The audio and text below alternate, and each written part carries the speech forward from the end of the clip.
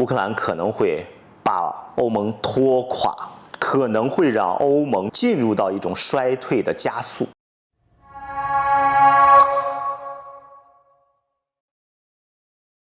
Hello， 各位朋友，大家好，我们又见面了啊。今天的节目当中啊，我们有一点烧脑哈，要和大家呢用八字的方式啊分析一下现在的一个国际局势啊，尤其是呢我们在节目当中啊多次谈到的俄乌之战的一个问题啊，因为现在实际上大家都知道啊，俄乌之战到了一个关键的节点啊，也就是说它要进入到一个谈判的过程当中，但是这个谈判呢确实没有我们想象当中的那么样的顺利啊。当然呢，这一点其实我在之前的预测节目当中也应该说是预测准确的啊。为什么呢？因为老朋友都会知道，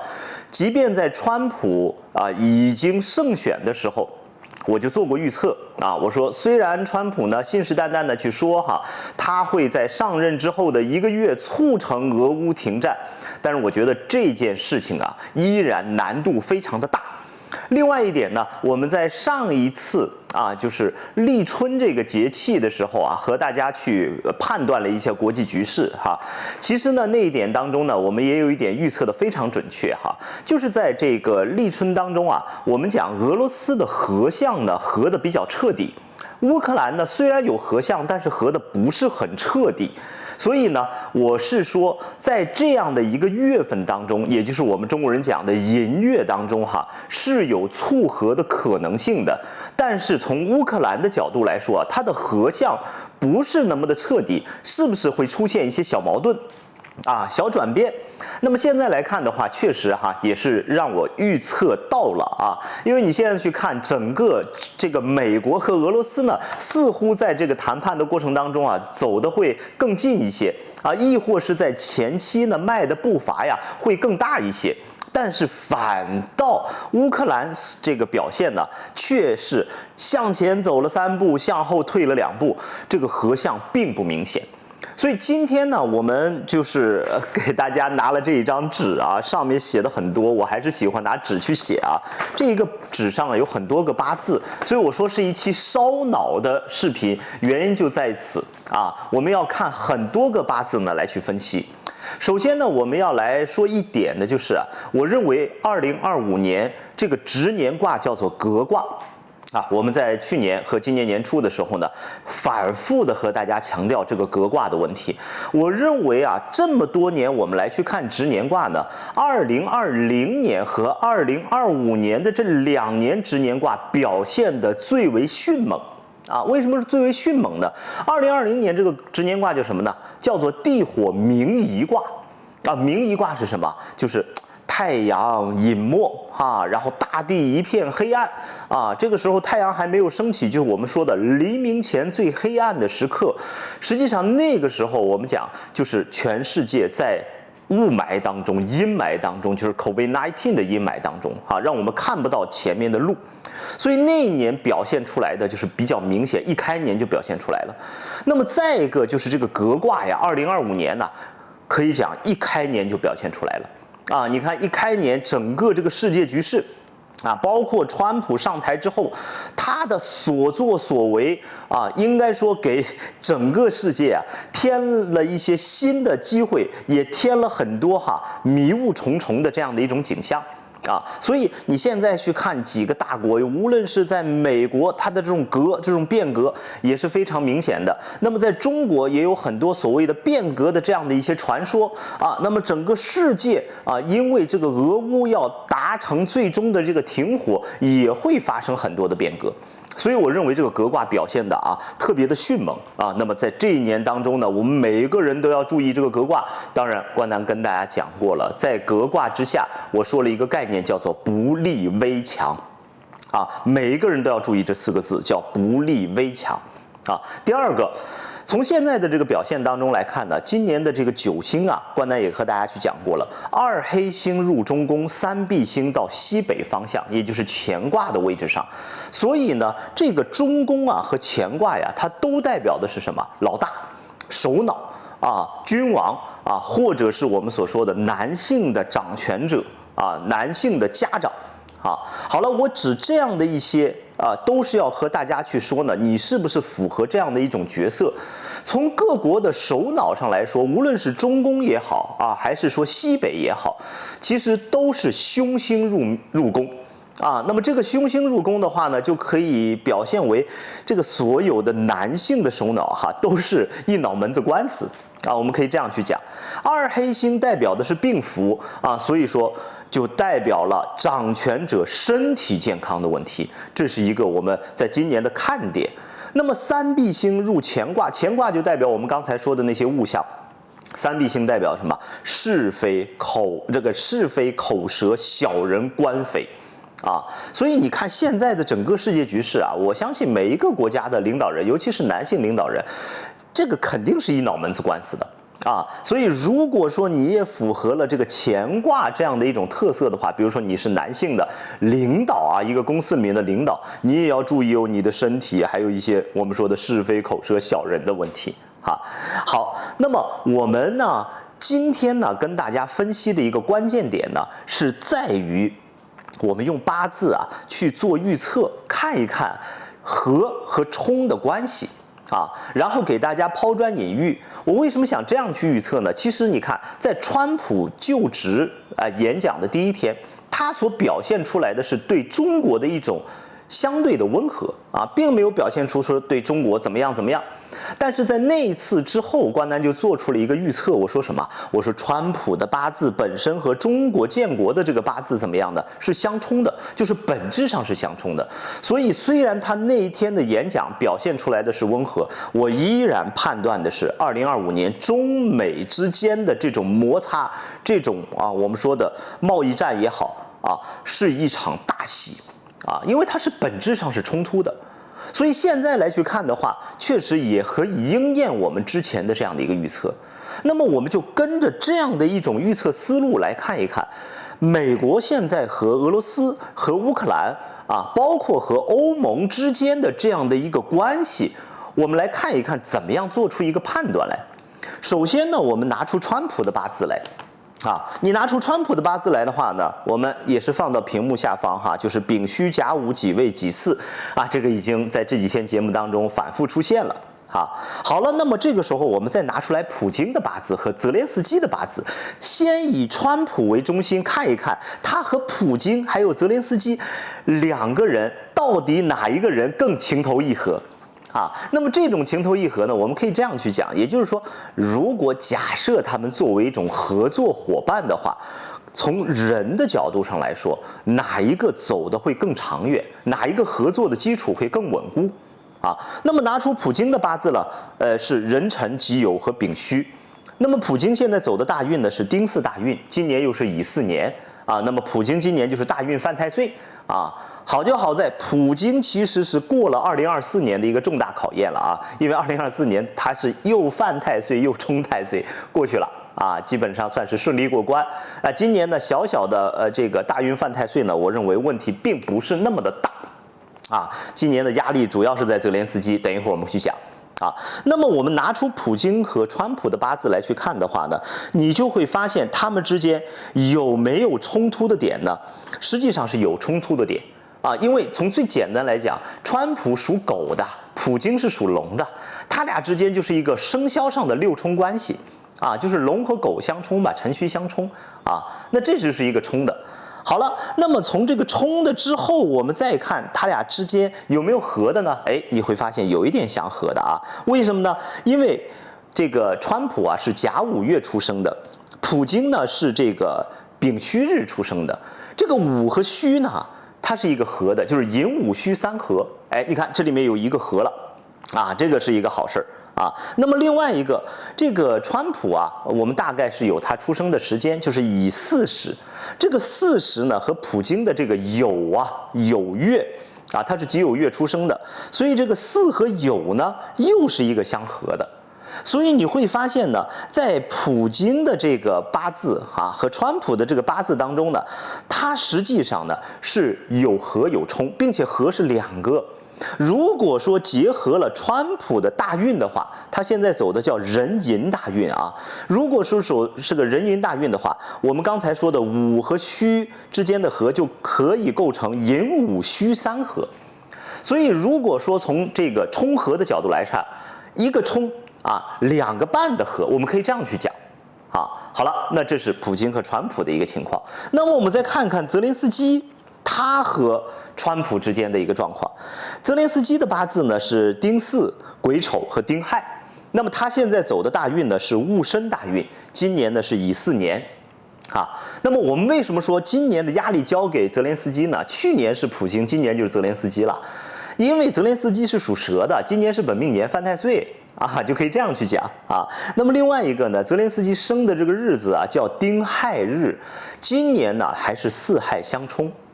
我们频道的老朋友应该知道，关南呢在最早的时候预测俄乌之战，可以说在这个方面上，我觉得我的预测一直还是蛮准的从普京没有发动战争，我就说普京可能会做出一些昏头的事儿结果刚说完，普京开始发动战争。那么当这个战争开始的时候，我预测的就是说叫论持久战，老朋友都会知道一开始认为俄罗斯会一边的倒，对吧？压着乌克兰去打，结果一下子打了2年多的时间，对吧？好了，那么第三个就是当这个战事泽连斯基表现出来了一种非常这个卓越的政治新兴的一种状态的时候，我又出了一期节目，我和大家谈的是什么呢？我说泽连斯基到底是天选之子，还是乌克兰的天生灾星这些节目在我以往的节目当中大家都可以看得到那么你去看的时候，我在预测泽连斯基的时候，我谈过，我说对于他来去讲的话，他是拿不到胜利的果实的他甚至是在最终弹劾之后，他可能不会落到一个非常好的下场所以今年对他来讲真的就是一个考验这种考验就是他会不会成为弹劾的祭品。我用祭品这2个字真的一点都不为过就是泽连斯基很有可能会成为整个俄乌谈判当中的一个祭品，不是乌克兰是祭品，而是他这个人作为一个祭品，这个都不好说的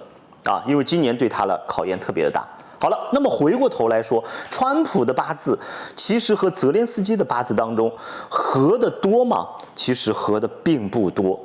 反而冲的会特别的多。为什么这样去讲？因为你会看川普是什么日出生的，己未日出生的，而泽连斯基呢是癸丑月出生的，丑未相冲，你看这就是一个冲了。这个时候又出现了一个巳亥相冲，这就是2个冲了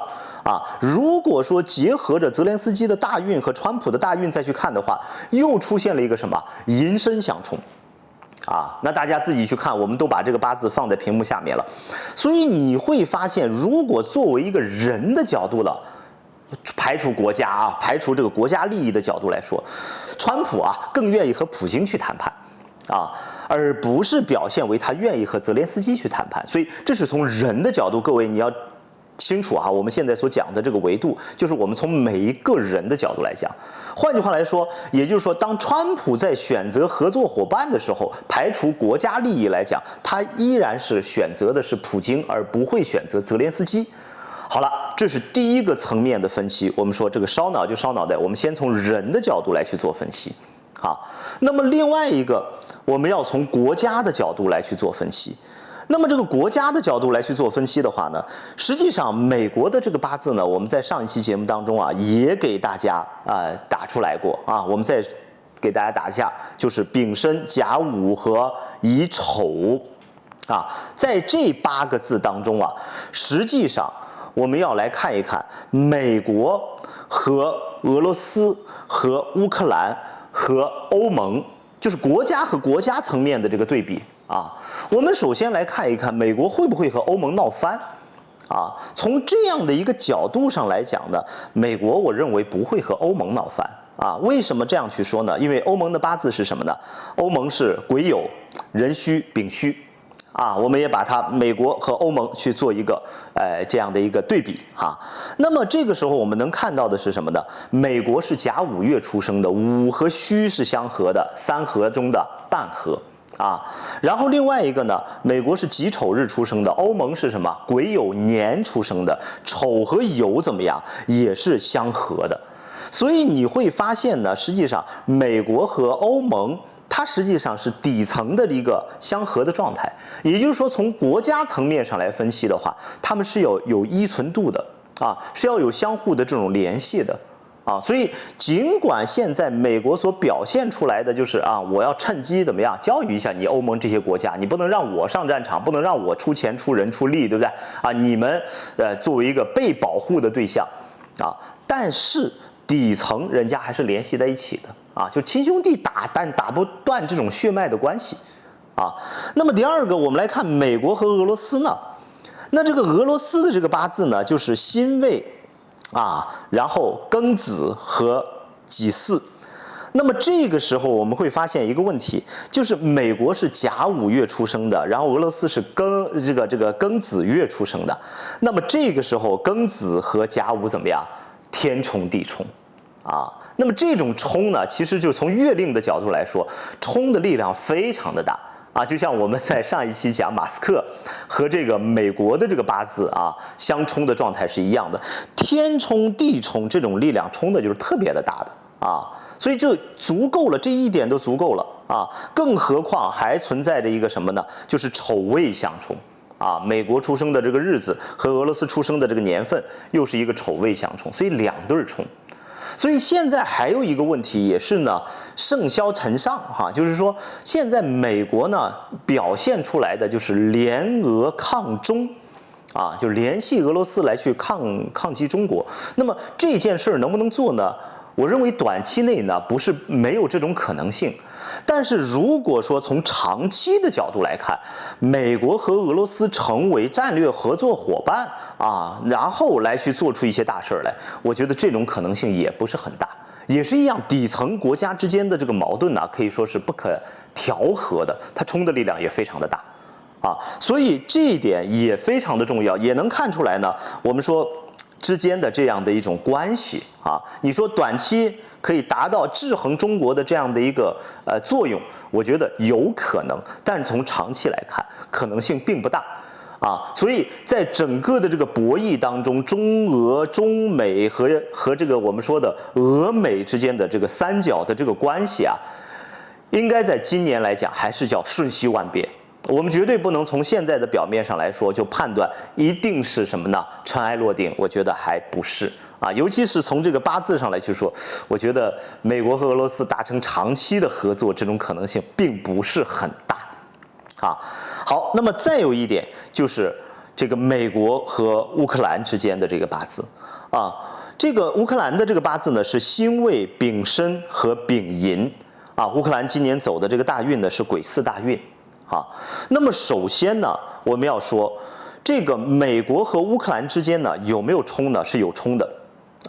那么它这个冲呢没有这么样的厉害，因为呢乌克兰是辛未年出生美国呢是己丑日出生，有一个丑未相冲然后另外一个呢就是美国是丙申年然后呢乌克兰是丙寅日出生那么一个年份和一个日子上呢出现了一个天犯地冲那么这样两个冲呢，我觉得都没有刚才美国和俄罗斯那个天冲地冲冲的厉害，但是你依然会发现美国和乌克兰怎么样？你从底层的利益上来说，也不是那么的合。我们可以这样讲如果比起来的话，如果美国选择谁肯定先选择欧盟就看欧盟是怎么样去表现的然后美国再其次可能会选择乌克兰因为它这个冲有没有冲有，但是冲的会少一点那它这个冲中呢也是有一点点合的为什么说有一点点合的呢？就是这个寅和午是半合寅午半合。当然这个寅午半合再加上欧盟当中我们刚才讲的欧盟是有两个戌壬戌和丙戌的话，就合成了一个三合。所以实际上美国和乌克兰的合是逃不开什么欧盟的你要真结合成一个大合的话，寅午戌三合，那就必须把欧盟拉进这个圈里，合这个圈里来所以我觉得欧盟在这个过程当中既能帮乌克兰，从反方向上来说，我一直在节目当中说出这样一个观点，就是乌克兰可能会把欧盟拖垮。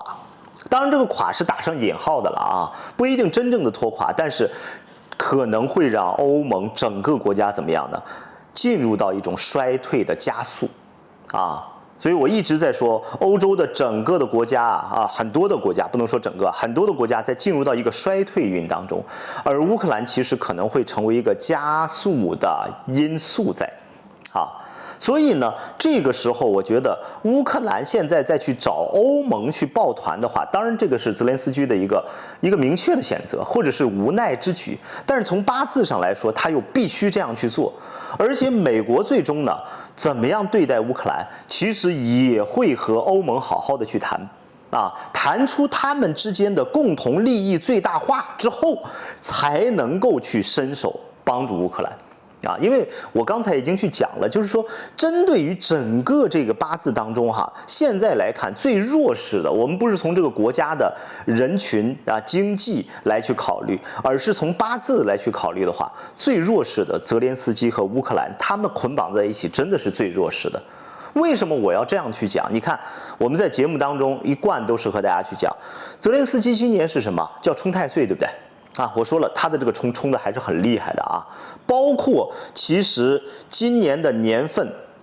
包括我们去看这个普京的这个大运也是丁巳大运，然后也冲它，包括乌克兰本身今年走的乌克兰这个国家走的大运也是癸巳大运，也冲它所以其实对他来说并不是很好的。那就是我刚才说了，为什么我很怕泽连斯基会成为弹劾当中的祭品？我用这个词来去讲我觉得不是危言耸听那么第二个就是乌克兰本身国家来去讲，今年乌克兰凑足了一个叫寅巳申三刑你看它是丙申月、丙寅日、癸巳大运。那么从这个三个合在一起的话，叫寅巳申三刑刑局刑就代表了一种惩罚对不对？那对于一种国家来讲的话，那一种惩罚，一种应该一种审判，那它可能就是重新定义、重新从法律上定义的一种状态了，对吧？所以你现在再去看整个八字当中弱势的就是乌克兰和泽连斯基。所以我为什么说，如果最后达成的这样的一个协议的话，即便对乌克兰会有一点所谓的人道主义的这个帮忙，也是美国可能先和欧盟达成利益最大化之后的一个协议你要知道，这种谈判的背后绝对不是说我就是要帮你，对不对？还像妈妈照顾孩子一样我就是心疼你，你是我的孩子，这个是没有这个概念的，对不对？他在谈判的过程当中，每一个人参与进去都会有利益参与在背后的，所以这个利益到底是什么呢？对不对？谈判的过程当中，美国、欧盟、俄罗斯、乌克兰都要强调各自的利益，而其实在这个时候坐收渔翁之利，我们可以讲最大化的一定是美国和欧盟，所以人家先瓜分人家先去想我怎么样利益最大化，你怎么样利益最大化，然后我们再把两个其他的这个俄罗斯和乌克兰拉到谈判桌上，我们再去聊一聊。所以我觉得在这个过程当中其实最被动的真的就是乌克兰但是呢从欧盟和乌克兰的这个八字当中我们刚才讲了国家欧盟和乌克兰来讲的话，实际上有一个寅和戌的合因为我说了，乌克兰是丙寅日出生的，欧盟呢是壬戌月丙戌日，这个寅和戌呢，它实际上是有一定的合的力量的所以你说有这样的一个合的力量，并且呢，欧盟和乌克兰的这个国家这个八字呢，并没有冲它并没有冲，所以没有冲的话呢，这里面欧盟会不会说直接放弃乌克兰呢？我认为也不会也不会，所以从某种程度上来讲，这个八字也表现出来了，欧盟会至少从表面上着力的去保护乌克兰的利益就这样的一种表现当然呢，你说欧盟如果是和这个普京之间是什么样的状态呢？这个绝对就是冲的状态因为普京我们刚才讲了是属龙的，欧盟就八字当中有两个狗，对不对？龙和狗冲的还是比较厉害的所以你看从我们这样的一通分析之后你就会发现一个问题。第一个，在这个问题当中呢，就是整个这个局势呢还是比较复杂的，冲的比较多啊，不是说一边倒的。你会发现，从某一个角度来去看哈，就是不管是从人的角度还是从国家的角度，哪一个说比较明显的和啊，那我们就能看出来了，可能会有明显的偏袒。没有，都是和中有冲，或者叫冲中有和。从国家的层面上来看，也是这个样子的啊，所以这个就标志着什么呢？这一次谈判它的时间并不会很短。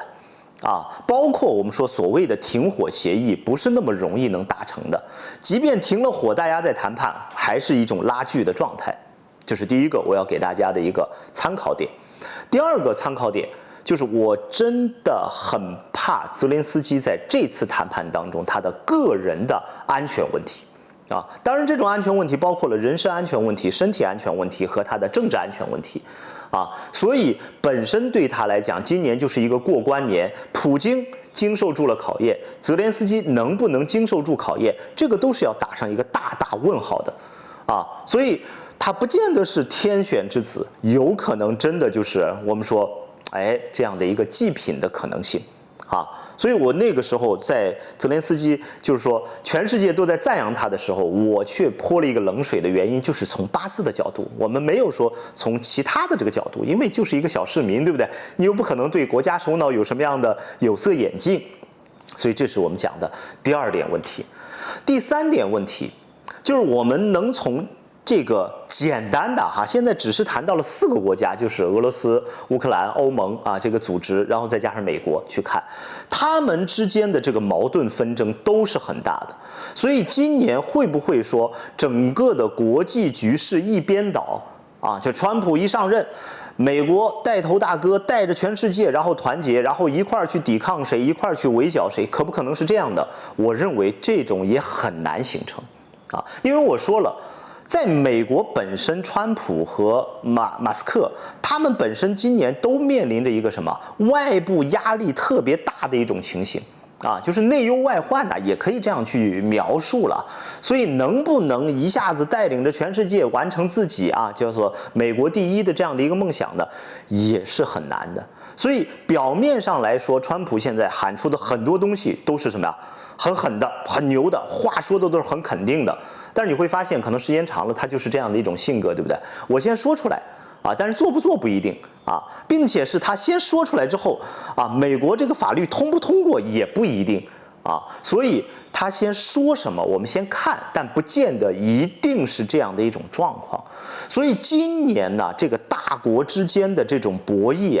啊，或者这种变革啊，应该说还是叫瞬息万变。我们并不能从年初的这样的一些现象当中啊，就能判断出未来的走势和结果。所以，如果说你做的一些事情比如说你做的这些行业事情和这个国际关系都有非常大的联系的话，我也希望大家呢现在可以认真的去思考，冷静的去思考，不要盲目的悲观，也不要盲目的乐观。当然，我还是要说，今天的这个因为八字比较多，我们分成2个层面，一个是从人，一个是从国家。当然，你还可以把它再从更多的层面来去分析这个八字啊。我说了，我的节目只希望是给大家抛出一个思路啊，抛完思路之后，你从你的角度来说去做精细化的分析，可能得出来的结论呢，就是你更想要的一个结论了。好了，今天的节目呢就到此为止。当然，我给大家做一个小广告啊，就是最近有人一直在问我说，你看现在你也说 AI 的发展非常的好 ，ChatGPT 包括中国的 DeepSeek， 是不是用 ChatGPT 和 DeepSeek 就可以给我们去算命呢？就可以完全代替这个我们所谓的算命师的这个行业呢？我确实要和大家说一说这个话题，因为我在前一段时间呢就做了一个很重要的实验。我会在这几天录一个视频，把这个实验的结果和大家一五一十的交代一下，也希望大家的及时观看，也希望呢你能够第一时间的点赞留言，把我的频道呢分享给更多的朋友。感谢大家，我们下一期再会吧。